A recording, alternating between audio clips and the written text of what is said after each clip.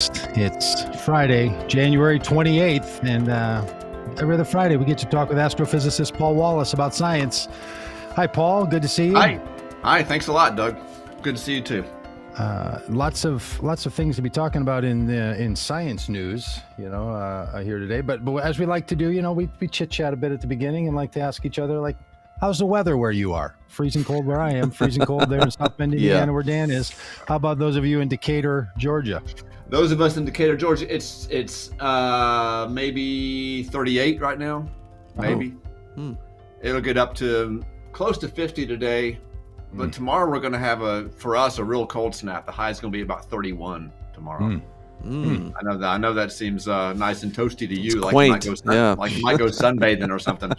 But for us, the low will be in the low 20s, maybe 20, something like that. But down here, we get into the single digits maybe once a decade. Yeah. And it shuts down the whole state. Yeah, people don't go to school. It's like we don't know what to do. We just hoard fire and firewood and milk and bread, and we just sort of. I no longer have young children to contend with that live in my house, but our neighbors obviously do. And I was coming home this morning just after 7:00, and there were cars sitting out in front of my house running, and I thought, what's going on when I pulled up? Then I realized, it's parents from our block who have driven their cars up to the bus stop so that their kids can sit in the cars. They don't have to stand outside. I remember those days when you were like, it's seriously, you are sitting in this car, you're going to freeze your ears off. Like it's a thing we worry about with her. At what point do they close the schools because it's too cold? Has that happened? Yeah, they did that Wednesday for us. Really? There wasn't really that much snow, but it was so cold for kids at the bus stop that they had to cancel. The one time I recall that happening, it may have happened one or two other times, it was 30 below. Right. I experienced 30 below once in Georgia. Yeah. Did you know that? Because I used to work for Chick-fil-A. It was my first job down here. And I unloaded fries and put them in the freezer, but our freezer was outside. So it was 0 degrees outside. It was one of those weird times in Georgia when it was like 1 or 2 degrees outside. Yeah. But inside the freezer, it was negative 30. I remember thinking, how could it be colder than 0? And I walked in the freezer and I was like, oh. That's what it feels like when it's colder than 0. I can't imagine. It's kind of spectacular, though. When you get those really cold days, they often are clear and no wind. It's sort of, I think it's some of the conditions you have to have in place for it to be so cold. And everything crystallizes, the sound waves move differently through and you the can air. do the thing where you hold a mug of near boiling water and throw it into the air, and it just instantly freezes. Yeah, that's it's pretty fun. It's really great. Yeah, used to be a youth pastor, and we had a youth retreat on one of those weekends where it was 30 below, and the camp that we were supposed to go to had to cancel because their propane tank froze, because propane freezes at 28 degrees below 0. So we found another camp on short notice where and we went, and it was about 20 below on the Saturday when we were outside. And it was just one of the great days that I've had being outside. It's shocking to say it, but it was spectacular. We spent hours outside doing snow Olympic stuff with kids. Yeah. It's 20 below. At 20 below. And again, if you're covered up and the wind's not blowing and there's a little sunshine out and it's just crisp and clean. We used to have this game where we'd put kids on an inner tube and then had a long rope around a circle, and then people would run and kind of whip them in a circle. Yeah. Like you would do on a boat if you're skiing. Yeah. And man, on that snow that was so frozen, these kids were going so fast. And I look back, I was in my 20s, as a youth pastor, and I just think now, if as somebody who runs an organization where we have insurance, I'm like, what were we doing? That was we would do that too at a winter camp, and every year someone would break a limb because we'd be whipping kids around behind a snowmobile on these inner tubes, and they would just go flying. Yeah. And the funny, it was just, I don't know, just the nuttiest thing. Yeah, those old days. Youth groups do or used yes, to and, Used and to youth and youth leaders, and you know, as I got older, and I was like, there were people 40s and their 50s around that were like youth volunteers. Like, do. There are people that should have Why been did they- responsible adults why did they not stop around. this? Why did they not stop this? But I'm kind of glad they didn't, because it was awesome. Yep. All right. Well, hey, if you're watching along on the stream, maybe you got a story about your own winter weather or your I don't know, shenanigans with youth pastors. Hey, one more story in that we used to go to Central America with high school kids, and in 1989, we took 9 high school kids, Shelley and I, into Guatemala in the middle of a civil war. And flying back, one of the guys had a problem with his passport and he got stuck in the airport, and I had to, hang out with him for a whole nother day and overnight in this airport. And now I look back, I'm like, what on earth were we doing? Right. And, we had parent meetings and people signing off on forms and everything, and just taking kids. And there's a sense at which that, but I was at a really big church where they cared about all the things that you're supposed to care about, and they still said, go ahead, take a high school basketball some children team to a civil war. Yeah. the 80s. Oh man, the good old days. Yeah. Hey, Paul, we're going to talk a little bit of science, but one of the things I wanted to ask you about, because this is coming up a lot in our current conversations about science, and I'm expecting that you'll say, hey, this has been baked into science for a long time, so scientists know about this and know how to handle it. Because of COVID, there's been a resurgence in believe the scientists, right? It's almost a hashtag. It probably is a Twitter hashtag, right? Believe the scientists. Surely it is. Especially because, we had political leaders, like the twice impeached failed President Trump, that was saying all kinds of things that felt opposite of what the scientists were saying, and they felt they were being shut down. So there was a big political and cultural movement about believe the scientists. So a lot of us sort of got into that. And I see memes on social media that are like, if you think something and scientists tell you something else, you're, rethink it because you're probably wrong. There's something, more whimsical than that. However, scientists don't always agree with one another. In fact, that's the heartbeat of science, right? Is that there's going to be. So how do people in public life that don't pay attention at the level that scientists do to these important issues, how do we make sense of disagreements within the scientific community? And we can talk about some specifics, both water on Mars or not, and the COVID vaccine and these things. We'll talk about those, but just generally, like, how do you, as somebody who teaches science to college age people, how do you help them sort of make sense of this? The main first thing that comes to mind, and I hadn't thought about this until just now, as far as your exact question goes, is you've got to give up the idea of certainty. Got to give it up. You got to start thinking in terms of probabilities. That's the simplest answer. Okay. Because that's all that we have. Certainty is just one of our fantasies that doesn't exist under any circumstances, even in mathematics. So this dream of certainty, you've got to just abandon it for good. You're certain about that? No, I'm just kidding. It's one of those old philosophical. Oh boy! The irony. Yeah, I can taste the irony in the air. Yeah. You got to give up on it because it's not a real thing. It's sort of just a dream of ours. So in the public sphere, though, like on some issues, maybe it matters or doesn't matter.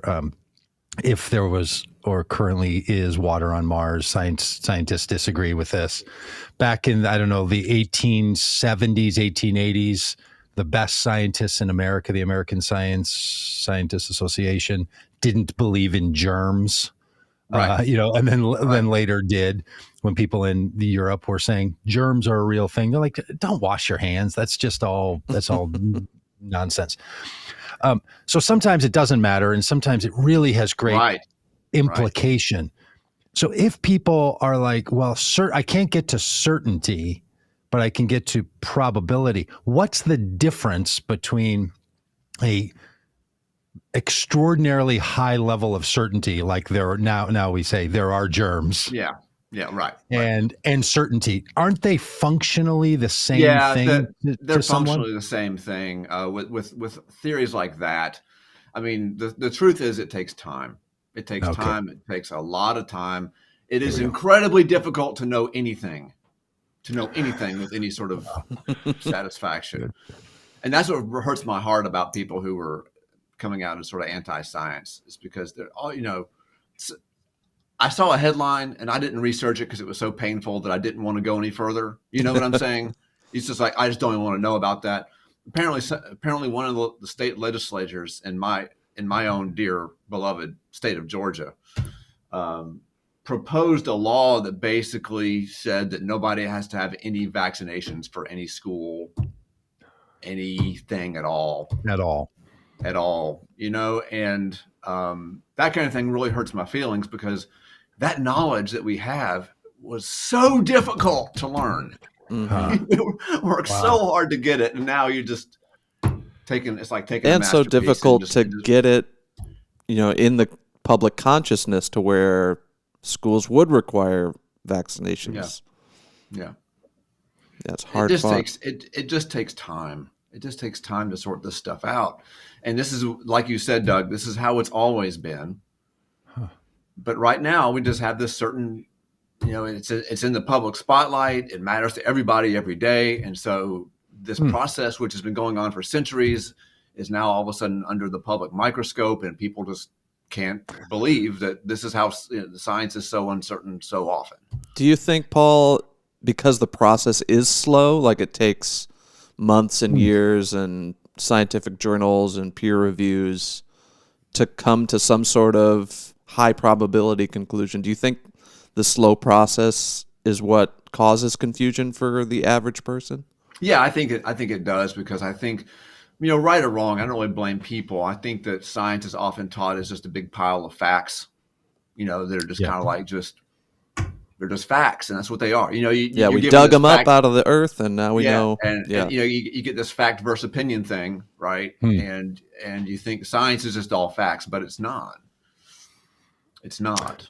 Yeah, I like this idea, and it kind of helps me to think about in this current health crisis that we're in with COVID and the current round of vaccines, that when you add time that we've known something and been thinking about it, paying attention and debating issues, plus the probability of what we believe to be accurate, those two things go together.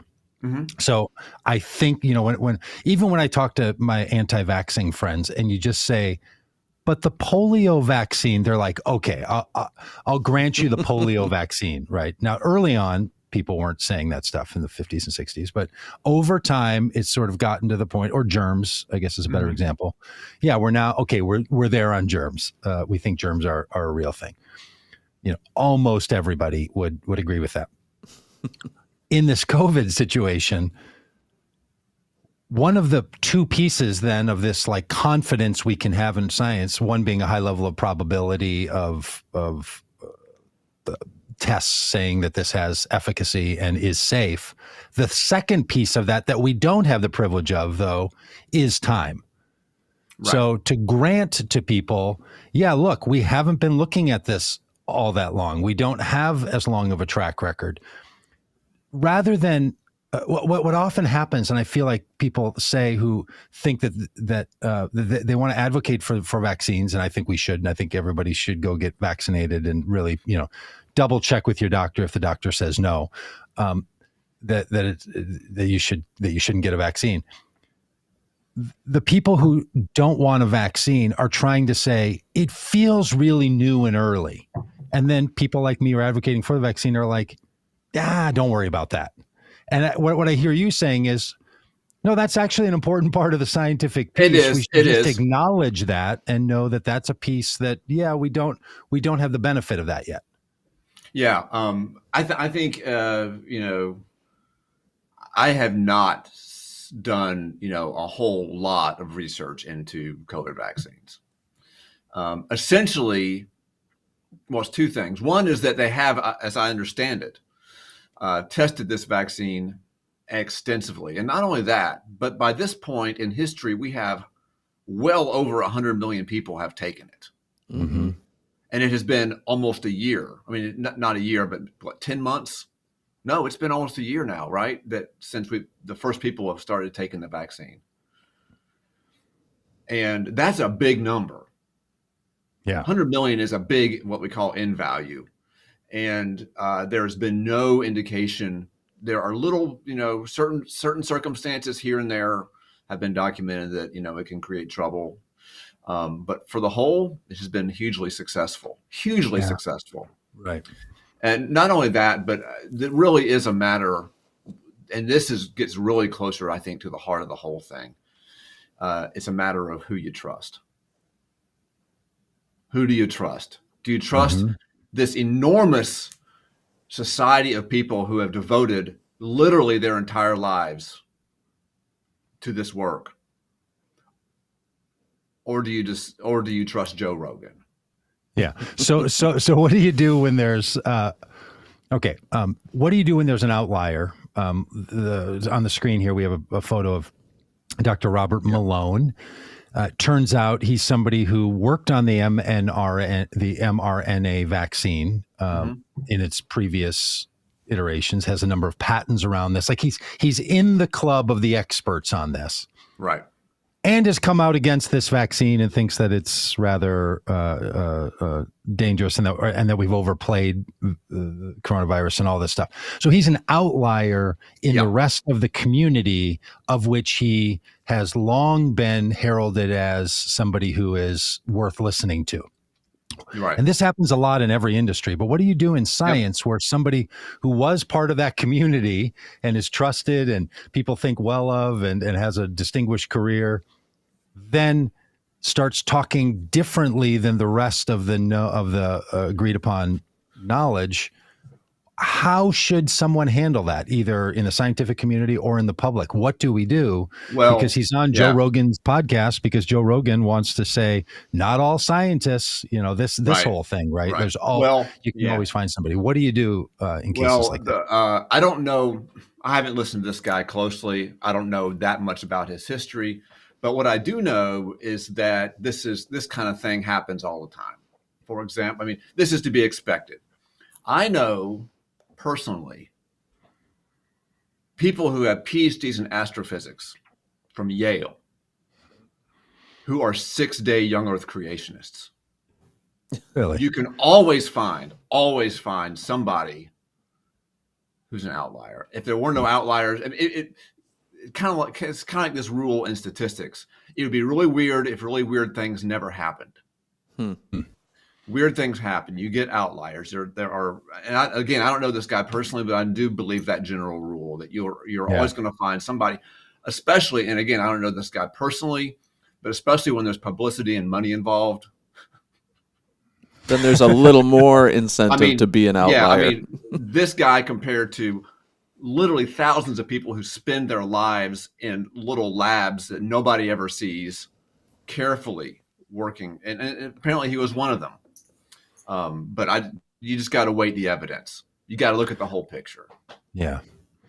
You really and look, and I think that's the most helpful way to think about it, which most of the time I think people do.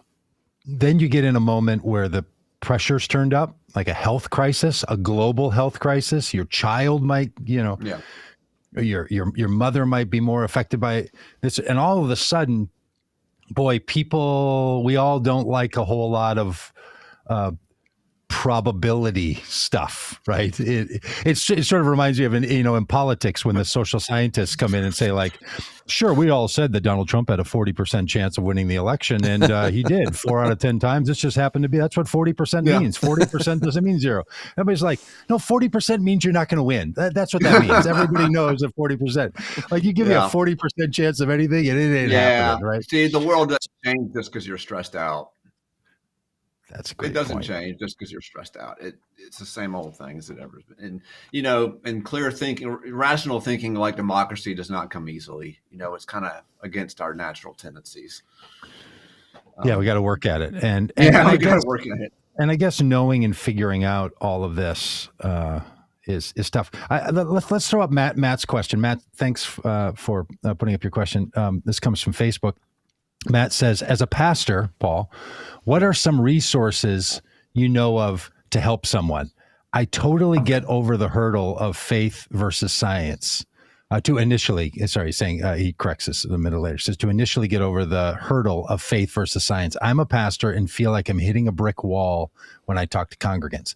I think what Matt is saying is, as a pastor, he feels like the people he talks to make a distinction between faith and science. And I don't know if he's getting at, people like Jesus is my vaccine kinds of people or whatever it might be, that they feel like, boy, faith and science are two different worlds. And now here you are, a leading, voice in both science and as a working pastor and an astrophysicist. What advice do you have for someone who's more the pastor side for congregations like this? Well, I don't know if this, Matt, I don't know if you've looked at the most obvious one to point to online is Biologos. It's probably the best website available for faith and science resources for those like you who see no essential conflict between the two. It's probably I'm not sure. I don't know you, so I don't know if it's your theological cup of tea or not. It's not really exactly my theological cup of tea, but I do know, as a matter of fact, that it helps many, many, many, many people. Mm-hmm. Biologos.org, biologos.org is a great place to look. In fact, we had the current president of that on this podcast once. We talked with him, so many could go back and watch the live streamer podcast. And I think that organization was started by the person who's been the head of NIH for the last Francis Collins. Right. Yeah, Francis Collins, right. Yeah. Francis Collins, yeah. So it really wants to bring that together. What Paul, you also, you work in a congregational setting and have to do congregational things. Any advice on sort of how to approach this issue of faith and science when someone says, I'm just leery. I feel like if I go down the science route, that's going to take away my faith. Yeah, I would say a couple of things. One is that the first thing I need to say about this is that it is primarily a pastoral question and not as like a scientific, intellectual question. I really do believe that. The second thing to say is that we are maybe ask the congregant what they think it means when Jesus is asked, what is the greatest commandment? And Jesus says, will you tell me? And the guy says to love the Lord your God with all your heart, soul, strength, and mind. And ask the congregant, what does the congregant think it means to love God with your mind? Because that's how I see my own scientific work. I see it right down the middle. It's not, there is such a thing as the sort of the scientific love of God. That's my own answer to that question. And I think that God does not have any intention for us to not use the intelligence that we've been given. And you also, astrophysicist, professor, and pastor are also an author, and your own books are helpful in this front. That's right. You want to pitch any of those? Yeah, well? I've got a couple of books which you may find useful. Two in particular. One is called Love and Quasars, and it's basically I had a student who found out that I was a pastor. I don't talk a whole lot about it, but students they Google me and they figure it out. And this one student just stood in the hall and looked at me and she said, "You're a pastor? How does that work?" And you sort of see the question mark floating over her head. And Love and Quasars is my answer to that. It is as simply written as I possibly can. It's an answer to that question. The second book is more scripturally based. It's called Stars Beneath Us, and it takes a look at science, the science faith question through the lens of the book of Job, which is what a lot of people don't realize is a really, really mind-blowing view of creation in that book. The book of Job. Book of Job, yeah. Good old Job.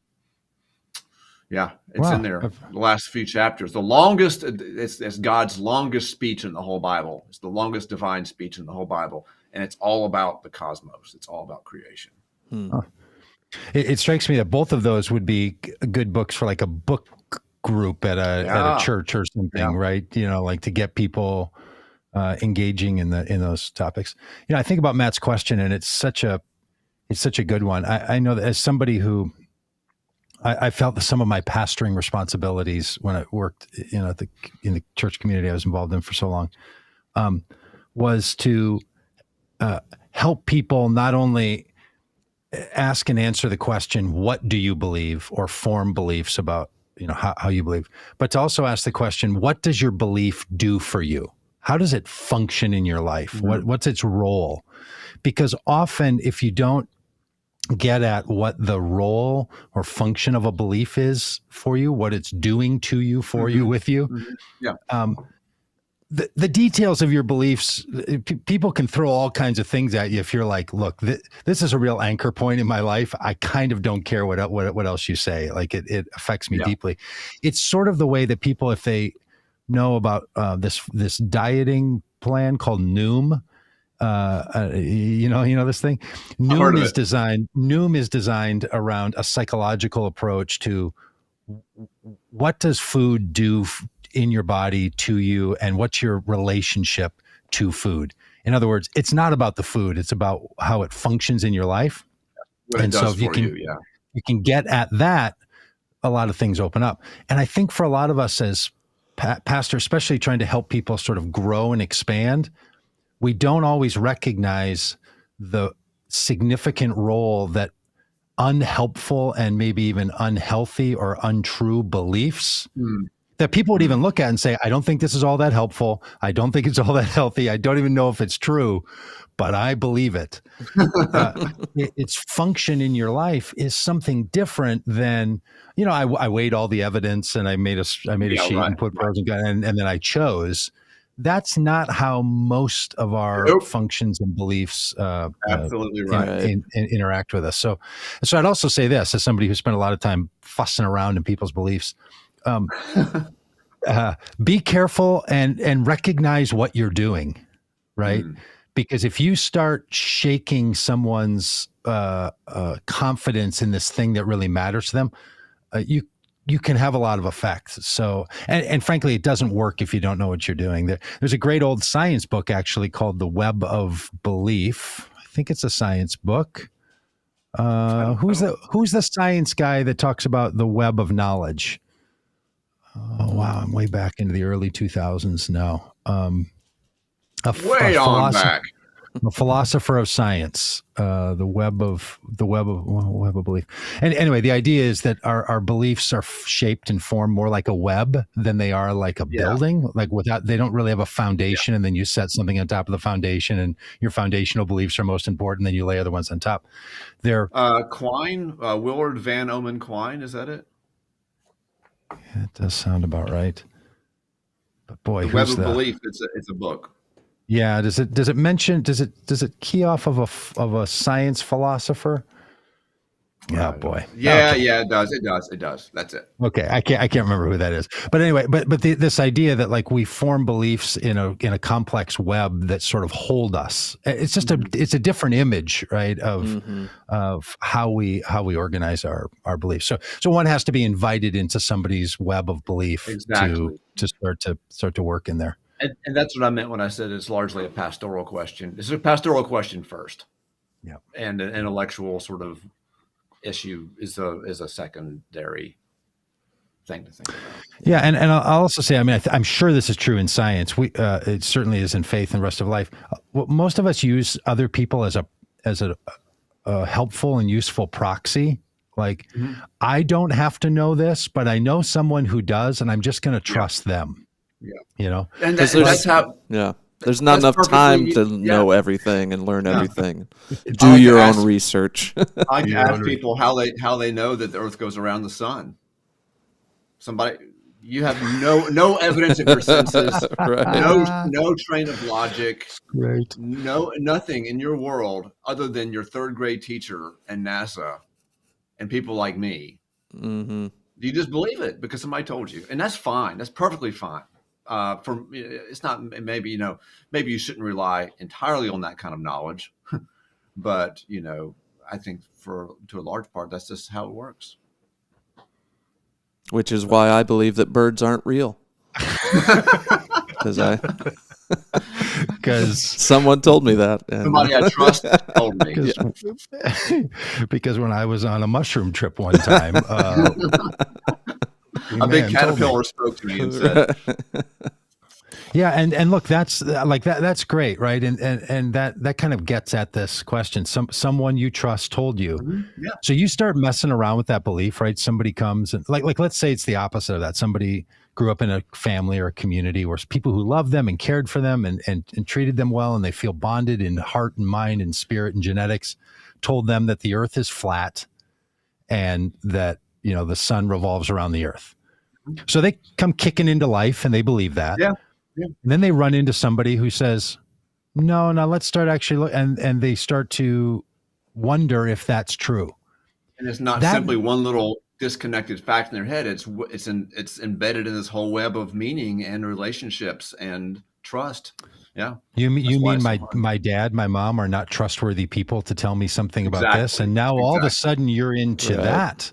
And there you find yourself into a whole other set of issues going on in your brain. Yeah. And then it's more like a house of cards and you topple one and what is real, What is real? And so, you get some pastor standing up in front and saying, I'm going to start messing in your web of belief. And all of a sudden people are like, I love my mom. Why are you saying this? Like, what does this have to do with your mom? You're like, well, my mom told me.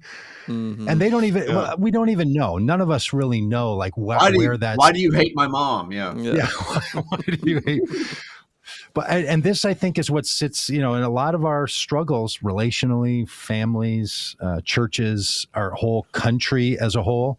We just have really different people that we trust and believe in. And we're not all that good at navigating all of this stuff. We're not very good at that. All right. Well, that's our philosophical start. I will say this one last thing about that, which is that's one of the great benefits of studying one subject very deeply. It's like, I've been fortunate enough to dig down into physics and astrophysics over the last 30 years. And I can see just how it's all connected and how it's really real and how it builds. And out of charity, I choose to believe the same thing about other fields, that physics is not special in that it's grounded on something and observation and experiment and is shown to be reliable. I apply the belief to other scientific fields as well. Biology and medicine and so forth and so on are also equally, if not more complex and more just as deep and as grounded in observation. And you know what I'm saying? Yeah. I can trust those other fields because I've seen my own. Right. That's a good point. I've recently started playing the guitar. Like I'm 3 weeks in. Oh, right. Yeah. Are you a guitar player? I can play some chords and stuff. I used to write songs and sing back in the college years. The college thing. Yeah. Oh, yeah. Well, do you still have a guitar? You want to start a band? I have take it on the road. Yeah. Start a band. So what I've realized in playing the guitar, of which I'm 3 weeks in, right? So yes, now I know I can move my finger to 12 different chords, but only 5 of them can I remember and do, without having to look at a little cheat sheet. But 3 weeks ago, I knew 0. And now I can move, I can do a C and a G and an A and an E and an E minor and a D and sometimes a D minor. I can do all of those because I've just I've built up enough kind of just rehearsal only in a short period of time where those are starting to come fairly naturally. And I can almost move my fingers, into the position. And then, so it becomes like a thing I don't look at every single time because I've developed just enough sort of capacity. And you look at the rest of one's life and you're like, you actually develop this instinctual, almost instantaneous response to things. That's what it feels like happens when someone studies something very deeply, right? Is that you not only do you know a lot about it, you know how to think about it. Right, you know, right, you know what I'm getting at? And so I can pick up a book on some part of physics I'm not familiar with, and I can learn it really quickly because I know the landscape. Yeah. Yeah, you Whereas you can play those chords, of ideas. right. Yeah. Mm-hmm. Right. Yeah. Right. Yeah, Paul, I love what you... Oh, go ahead. No. I was going to say, I love what you said about certainty and having to give that up, because science really forces you to approach knowledge with humility, because every day new discoveries are happening. Like we just pulled up this thing they discovered out in space, an unknown space object beaming out radio signals every 18 minutes. And scientists are like, yeah, this doesn't behave in ways that we are familiar with. We don't know what to call this. We're not sure what's going on. But that's the beauty of science, is you come upon something you don't understand, and then you study it and you understand it better. And occasionally, this might not be one of those cases, but occasionally you stumble across something which kind of throws your whole larger set of understandings into question. Yeah. And that's when it gets tough. You know, oftentimes we discover things that kind of fit in nicely to our system we've already got and don't really challenge us. But occasionally, and this, like I said, I don't suspect this is one of them, but sometimes you come across something which really does cause you to question larger things. Mm-hmm. And humility is the word. Humility is a good word. I've been reading a bunch of history of science books, like popular history of science books, the brief history of nearly everything in these kinds of books.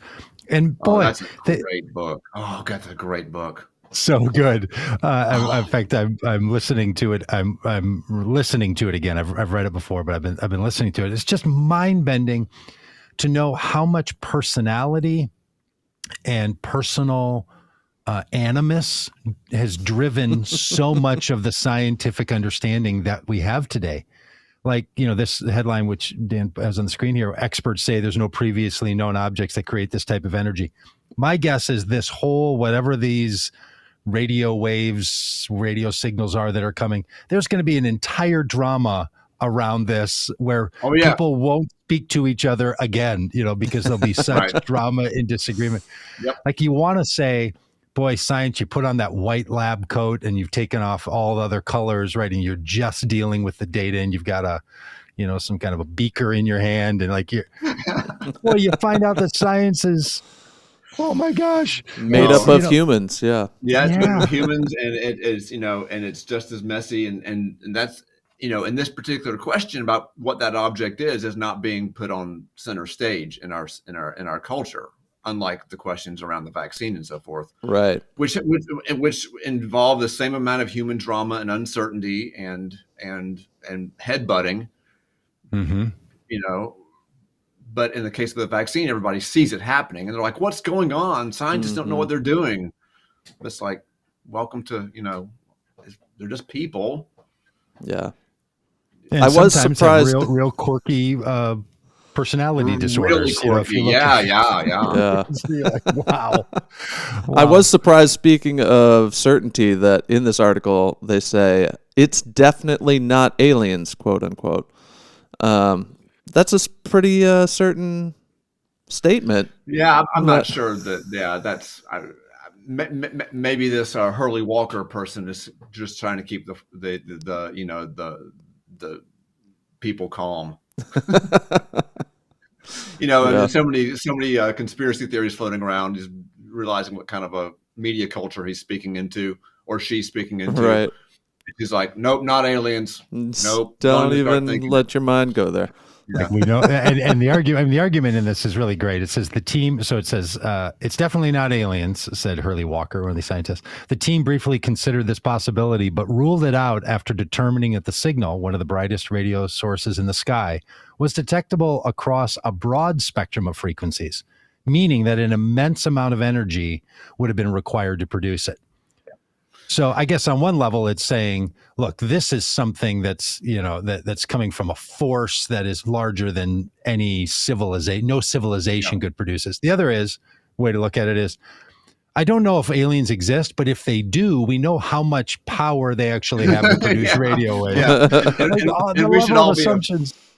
And we should all be afraid. Yeah, that's right. That's right. It's just like when they give the rationale around why it's not aliens. Yeah, is hilarious to me. Basically, it's what we call proof from incredulity. It's like we just can't believe it. Right. Therefore, it must not be. It's just it'd be too crazy to be too crazy that. to believe, so we can't believe it. Yeah. Huh. Yeah. I know we've talked about this before, Paul, but this seems like a good day to ask it. Do you think there's intelligent life out there? And I don't mean in another dimension. I mean in our dimension. Like, do you think there's? I think if I had to, somebody had to put money on it, I would say there is, but we're never going to contact it. Mm-hmm. The distances are just too great. The distances are too great. Yeah, probably between galaxies, millions of light years. Yeah.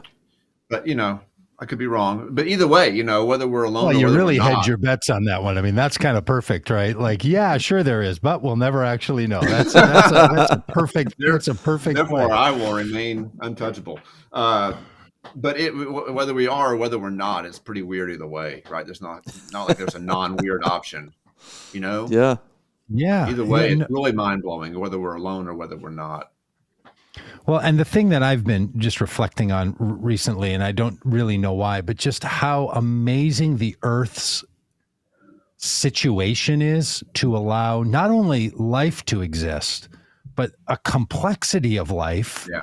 Yeah. So different. We're joking at the beginning about weather, but you're like from the Antarctic to the equator, like the vast differences on this planet, and that human beings with intelligence and an evolved sense of consciousness could also take place over, hundreds of thousands or millions of years. Yeah.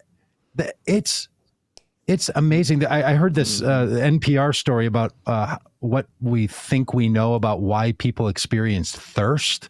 And it has to do with, chemicals that our body's releasing, having to do with the levels of salt that's in our bodies, and just the sophistication that goes into one little system in the human body that makes sure that you're going to drink water so you don't die is so complex and so integrated.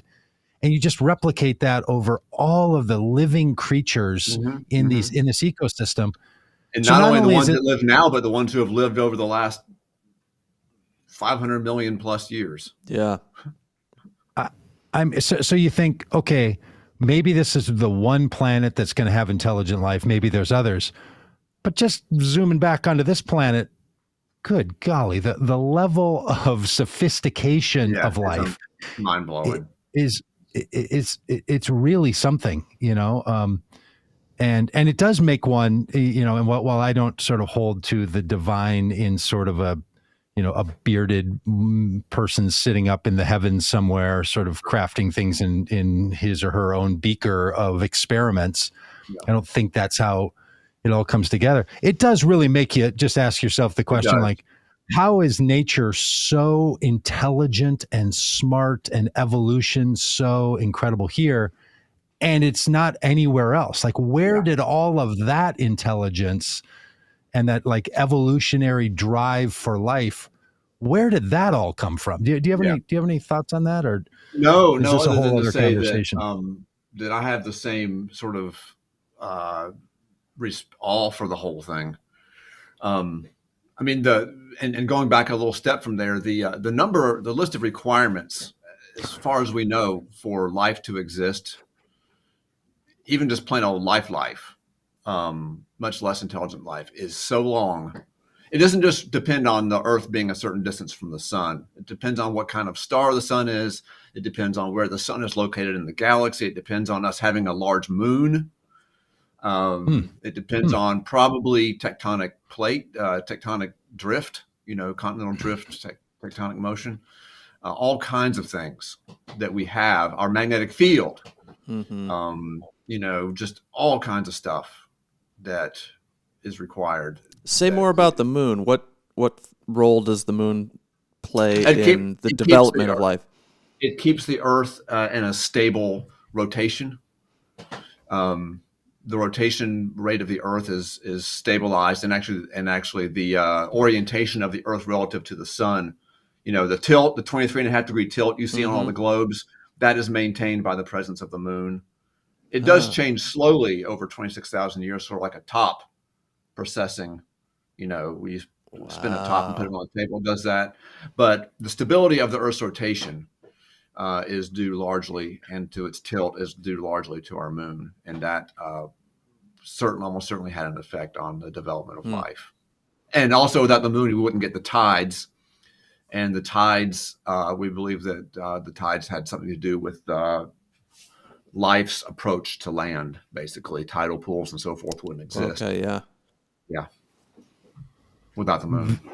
The idea that the moon is responsible in part or in great part for the tilt of the Earth that's going to haunt me all weekend. I don't even know how to think about that. Not just the moon, but the weird thing about the Earth and the moon is that the moon is very large relative to the Earth. It's about a fourth the diameter. But if you compare that to the moons of other planets compared to their size, the Earth's moon is enormous. It's really an outlier. It's kind of a freak. So speaking of the moon, have you seen ads for this new movie where the moon is like going to crash into the Earth? It's like an action movie. No. It just seems like the dumbest premise. Yeah, but that seems pretty dumb. I'm not. And they've got to stop the moon somehow. Right. I get it. Yeah, the scientist in my head is thinking that's not even possible. But obviously, I've got to turn that off when I walk in the movie theater. Yeah, but I mean, look, if one were dealing with probabilities, as we've talked about, like science is going to help us find a level of probability, and then over time we test those probabilities and come up with some level of confidence. The probability of intelligent life at the sophisticated level we have it on the Earth, pretty low. Pretty low. It seems like, okay, it happened once. It doesn't seem that's like if you just ran those numbers, okay, here's what we're going to need for there to be intelligent life on Earth that looks something like this, So now we're going to have mutations in birds and flus and vaccines and all the things that sort of make life happen. You'd probably say, that's the probability of that is close to zero. Yeah. But even if it's close to zero, the vastness of the universe, you're bound to find another Goldilocks situation or a million.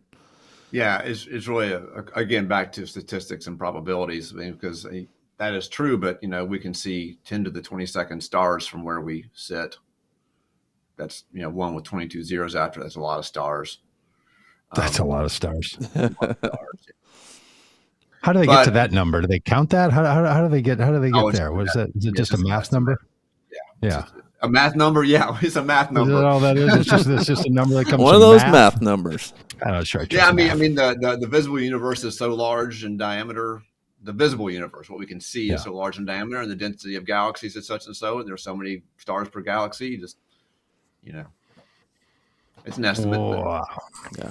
All right. Well, speaking of the moon crashing, our problem doesn't seem to be that the moon's going to crash into the Earth. The problem seems that Elon Musk is crashing crap into the moon. Elon Musk Great of transition. PayPal fame shot a rocket up in the air through SpaceX, which was kind of cool. I think I remember hearing about the Falcon 9. And apparently they lost control of it, whipping around out there like a hubcap bouncing down the highway. And it's going to crash into the moon. This feels like the first canary in the coal mine kind of thing, that this is the first of what's going to be, our children's and grandchildren's nightmare scenario to be talking about, which is, oh my gosh, we have to stop stuff from crashing into the moon. Do you know anything about this? Is this a one-off problem? I imagine it's a one-off problem. I imagine. You don't think all that space junk is just going to all of a sudden start? I don't know. Well, most of the space junk is in what we call low Earth orbit. It's nowhere near the moon. It's fallen down. If it's fallen on the planet, on us. Oh, we should be more concerned about that stuff. Now that you say that, I think I remember back in the 70s or 80s, people worrying about space junk falling. Wasn't that a thing? Oh, it happens. Most of it burns up, right? Most of it is so small that it burns up. Yeah. Huh. Like large satellites, they often deorbit them and land them in the Indian Ocean or something. Parts of them do, of the large satellites, they're large enough to where parts of them might remain, but most of the space junk is small stuff and would burn up. Oh, okay. Make a nice shooting star for you, Doug. Well, that'd be awesome. Yeah. But anyways, Elon Musk is, crashing stuff into the moon. Well, I'm not surprised by that, but isn't one of his Teslas floating around in space? Like they literally launched a Tesla out there. It's somewhere near Mars orbit. I can't remember where it is, but it's pretty far out there. I mean, I know he gets a lot of grief for that when they shot that Tesla up there and then had, like a driver in it or whatever, but I don't know. I guess there's part of me that thinks that was kind of great. Yeah, whatever you think about Musk, personally about the way he does business, I felt like that a guy's got a real knack for marketing himself. Yeah, publicity. Yeah, publicity. That's the word I'm looking for. I mean, that meeting where that moved from idea to concept to actualization had to be a great meeting. Hey, wouldn't it be crazy? Let's do that. Yeah. We also make cars. What if we shot one of those as an ad for selling those cars? That's it's actually quite a thing. All right. Well, our final, I think, touchstone, and we should do this every couple of weeks, is to see where the Webb telescope is and how it's getting along. Apparently, it's found its little spot. Like they did it. They shot this sucker up there and unfolded it a million miles from Earth. Yep. I'm not sure if it's unfolded yet, but is it? I know that it's in its location, so-called point called L2, but it's arrived at its destination. I don't know if it's unfolded yet or not. Not that I know of, but yeah, I think we're going to see headlines when it unfolds. That's a pretty big step. Mm-hmm. And it does it unfold like all in one? Like we start unfolding now, or is it like it unfolds a little now and then moves? Has it been unfolding as it goes? Do you know? Or I imagine it'll happen over the course of a couple of days. I don't know that. That would be my guess. It's a pretty big mirror. I don't know how many meters across, but it's a lot of they're going to do it slowly. Yeah. Don't want to break it once they get it all the way out there. Yeah. Totally. It's really an engineering triumph to think that, I once asked an astronaut what it was like, a space shuttle astronaut, what it was like upon liftoff. And his name was Jay Apt. And he said, it's kind of like driving a truck down railroad tracks, like railroad ties. Really violent shaking. Violently bumpy, and here's this $10 billion, super touchy, high-tech, sensitive equipment, riding a rocket like that. How do they build it? Something that is so sensitive, so delicate, and make it not only withstand that, but to withstand that and still be fully operational down to the to the nanometer. You know what I mean? I don't know how they do that, but it's really amazing. Yeah, how do they do that? I spent 12 minutes the other day in my kitchen. We have 4 kitchen stools, and I had to turn them all upside down and tighten the screws on the bottom because they're all a little wobbly. Exactly. I'm like, how do these things come loose? Like, honestly, what is going on that shakes the? And then you think they're sending this thing up there, and it's going to like end up in decent shape by the end of it. By the end of it all, I'm sure it's padded in all kinds of ways that absorb the shock. But I mean, it's got to be pretty incredible. The whole wrap. Mm-hmm. Yeah, bubble wrap. Exactly. Yeah, it's pretty Amazon in charge of it. Yeah. Just remind people, if you would, what this is going to do, and tell us again what we're going to see, in this theory of yours about light waves. It's moving just, away it's from us and telescope. at us at the same time. Go ahead and try to explain that one again. It's basically the successor to Hubble. It's going to be a larger mirror, and large is good. The bigger the mirror, the more sensitive it is. The dimmer the light it can detect. So basically, what the average person needs to know, the non-specialist needs to know, is that it's essentially just the Hubble. It's the next generation Hubble. And it's going to be. What did we learn from Hubble? all kinds of stuff. We learned about the fact that the expansion of the universe is speeding up, not slowing down.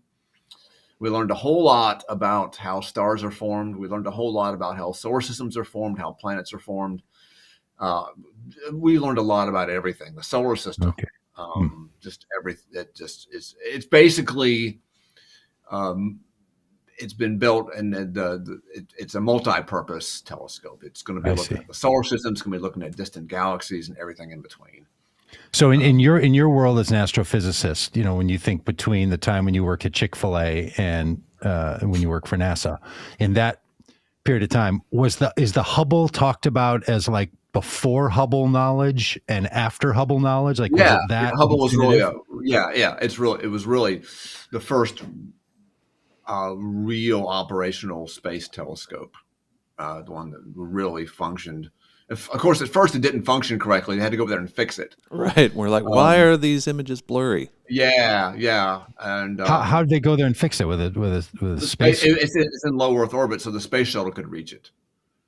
But the space shuttle can't reach L2, the point where Webb is not going to be able to be serviced. What if it's blurry? What if it doesn't? that would suck. Be very sad. That would suck. Okay, so that'd be $10 billion suck. You know, put it on Elon Musk's fine for crashing things into the moon, make him pay it off every time. What do you think the ramifications will be then going forward? Do you think we will talk about like knowledge before the Webb telescope and after? Is this also going to be one of those? It's potentially the same kind of watershed game changer. It's really an order of magnitude more sensitive. It's not just twice as much or something like that. It's a huge step forward. Wow. And you had said that they've been working on this for a long time. In fact, they wanted to have this up 10 years ago. Are they working on something else now? Is there a next Not generation? that I know of, but probably there is. Probably at this point they're already, back in the shady smoke-filled rooms there at NASA. They're talking about the next one, and purely speculative at this point, but they're thinking about what they could do to improve. Mm-hmm.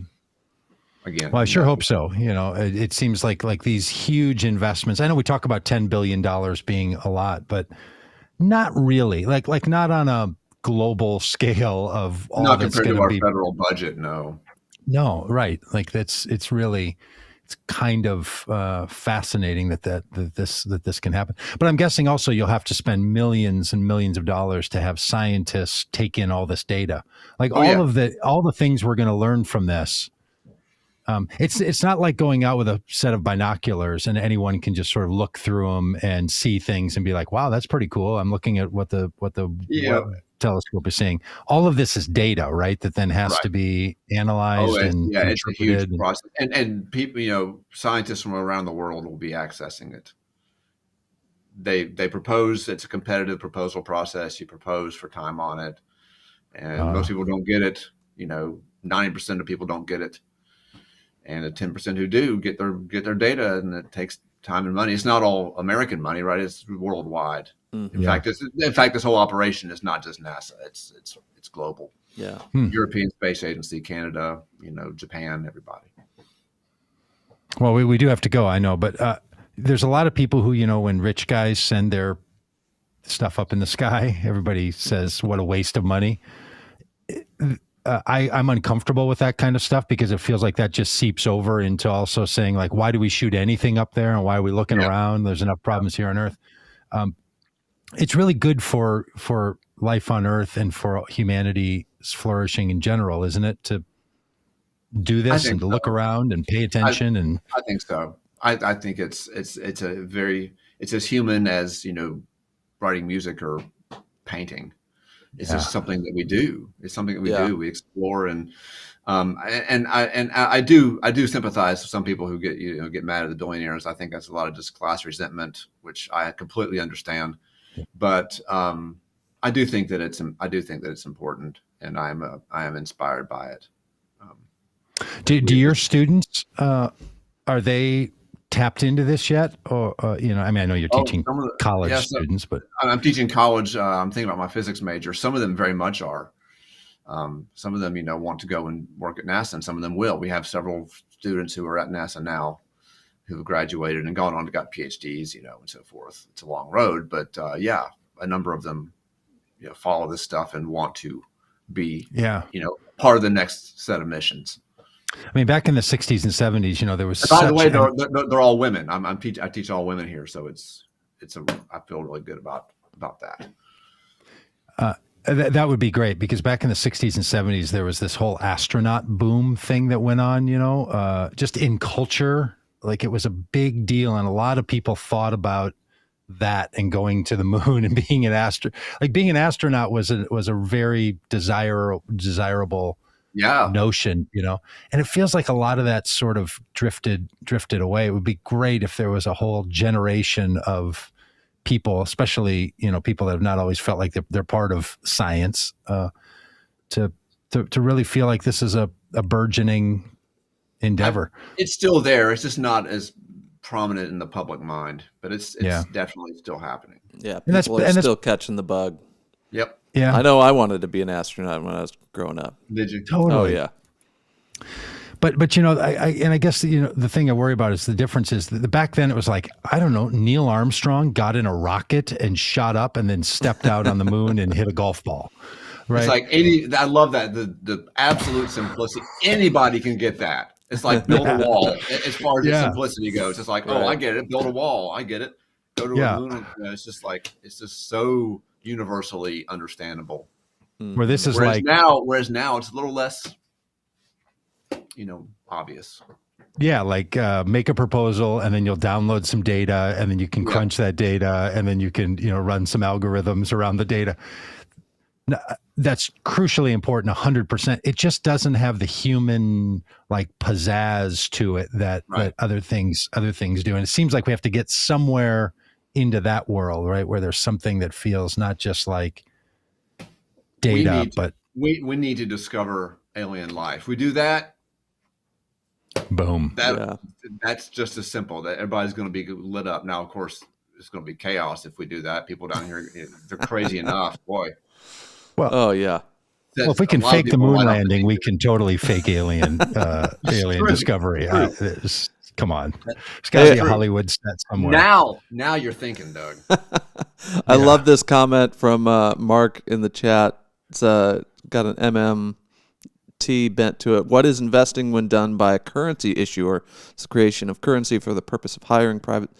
And that's a great point. Like, when the federal government invests in space exploration and stuff, it can really just print money to do it, and the only limit is it going to cause inflation? Is it going to So yeah, we can afford to do both. We can afford to help the homeless here in the United States and explore space. It's not a matter of either or. People think in binary ways too often. Mm-hmm.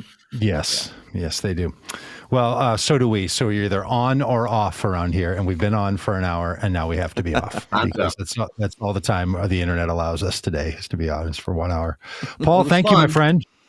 You're welcome. Happy bird watching. Thank you. And one of these times we'll just talk about birds. I would love that. Let's do that in a couple of weeks. Dan doesn't believe in them. You like to look at them. Oh, good. I can't understand how they live in the winter and don't die, in all honesty. And if we could have a conversation about that, how a robin outside my window isn't dead by spring, I don't understand it. So there we go. That'll be a topic for a coming week, because Paul is also an avid birder. It's true. All right. Is that good for today? Anything else? That's great. I'm done. All right. Hey, thanks, Jim. Thanks, Matt. Thanks, Mark. I know we're on a little earlier today. Some of you are just now watching this saying, hey, I like to chat on the chat. How come we're on? Every other Friday, we're on at 9 a.m. Eastern time. Other times we're on at 10 a.m. Eastern or 11 a.m. Eastern time. Sometimes we're on at 1 in the afternoon like we were yesterday. So, good luck figuring out when we're doing this live stream. And we'll see you all Monday. Bye.